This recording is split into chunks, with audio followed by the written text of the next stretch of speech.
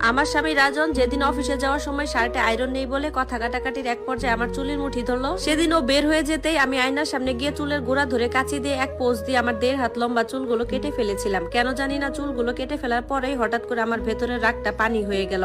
আমার 7 বছরের মেয়েটা আয়নার সামনে এভাবে আমাকে দেখে কয়েক সেকেন্ড অবাক হয়ে তাকিয়ে রইল আমার দিকে।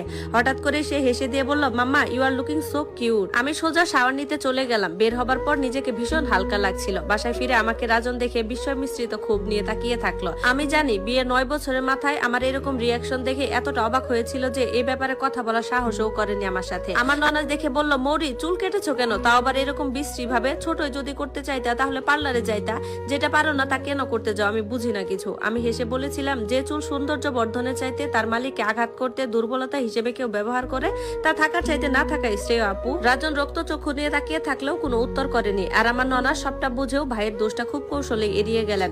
রাজনের চাচাতো বোনের বিয়েতে যাব বলে যেদিন শাড়ি পরার পর রাজন বলল, শাড়ি কেন পরেছো, নিজের শরীরটা দেখেছো, পেটে 2 মণ চর্বি লেগে আছে, শাড়িটা বদলে একটা সালোয়ার কামিজ পরে নাও জলদি, হাতে সময় খুব কম। চোখ মুছতে মুছতে বিয়েতে পরবো বলে এতদিন ধরে পছন্দ করে রাখা শাড়িটা বদলে সালোয়ার কামিজ পরে এলাম। তবে শুধু বিয়ে বাড়িতেই গেলাম, যেন কিছুই উপভোগ করতে পারলাম না। বাসায় ফিরে পরদিন বিয়ের শাড়ি বাদে গুনে গুনে 22টা শাড়ি আমি বিলিয়ে দিয়েছিলাম। বিলিয়ে দেওয়ার পর ভীষণ তৃপ্তি পেয়েছিলাম। রাজন যখন জানতে পারলো মায়ের কাছ থেকে খবরটা, ও বলেছিল বাড়াবাড়ি করছে কিন্তু মৌরি।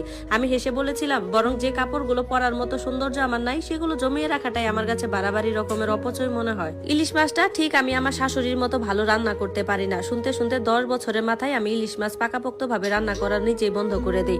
বুয়াকে দিয়ে রাধাই। সেদিন আমার শাশুড়ি মা বলেছিলেন, বৌমা মেয়ে মানুষের এত তেজ ভালো না। আমি শান্ত স্বরে জবাব দিয়েছিলাম, তেজ আর কই দেখাতে পারলাম মা, বরং আমি তো আমার অপারগতা মেনে নিলাম। রাজন বলেছিল, মুখে মুখে তর্ক করছো কেন মৌরি, ভালো না লাগলে রান্না করো না, কে খেতে চাইছে? সেই থেকে আজ 15 বছর ধরে আমি ইলিশ মাছ রান্না করি না। আমার মায়ের বয়স হয়েছে, মা একা হাতে সবটা করে উঠতে পারে না দেখে রাজনকে বললাম, মাকে একটা ওয়াশিং মেশিন কিনে দিব। বাবা মা আপত্তি করা সত্ত্বেও রাজন ভালো দেখে একটা ওয়াশিং মেশিনও কিনে দিল। বাড়িতে সেটা সেট করিয়ে দিয়ে হাসি মুখে বলল, মানুষ শ্বশুর বাড়ি থেকে গিফট পায় আর আমাকে শ্বশুর বাড়িতে গিফট করতে হয়। বুকের ভেতরটা মোচড় দিয়ে উঠলো ওর কথাটা শুনে। আমি বললাম, বেশ তো, তাহলে আগেই না করে দিতে, খামোকা তোমার পয়সা খরচ হতো না। রাজন বলেছিল, আমি ছোট লোক বলি পয়সার কথা তুলছি, হয়তোবা তবেই শেষ। এত বছরের সংসারে আর কখনোই মন চাইলো বাবা মায়ের জন্য কিছুই কিনে দিতে বলিনি নিজের থেকে। বিয়ের 3য় দিনে যখন আমাদের মেয়ে মাইশা বিশাল ট্রলি ব্যাগটা সহ রাত 9টা নাগাদ আমাদের বাড়িতে এসে হাজির হলো, তাও আবার একা, আমাদের বিস্ময়ের সীমা রইল না সেদিন। এভাবে একা হুট করে চলে আসার কারণ জানতে চাইলে মাইশা বলেছিল, শ্বশুর বাড়িতে ফুপু শাশুড়িদের পায়ে হাত দিয়ে সালাম না করার কারণে তাকে বেয়াদব বলে সম্বোধন করেছে তার শাশুড়ি। তার স্বামী সাম্মত ও শ্বশুর শাশুড়ি পক্ষ নিয়ে বলেছে, ওনারা যখন চাইছে তো করলেই পারতে, খামোখা আগ বাড়িয়ে নিজেকে শিক্ষিত বেয়াদব প্রমাণ না করলে কি হতো না?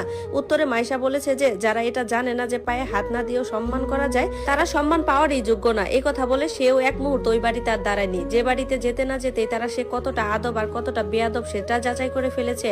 তাদের সাথে ভদ্রতা দেখানোর কিছু নেই বলে সে চলে এসেছে। রাজন তার ছেলে স্বরে বলল, যেমন মা তেমন তার মেয়ে হয়েছে। মাইশা ফুঁসে উঠে বলল, ভুল বলে বাবা, আমি না মায়ের মতো না আর হতেও চাই না, বরং মায়ের উচিত ছিল আমার মতো হওয়া। সেদিন মায়ের উচিত ছিল নিজের চুলটা না কেটে ফেলে তোমার হাতটা সঙ্গে সঙ্গে ভেঙে দেওয়া, কারণ চুলের তো কোনো দোষ ছিল না। বলো, দোষ যা ছিল সবটাই তোমার হাতের।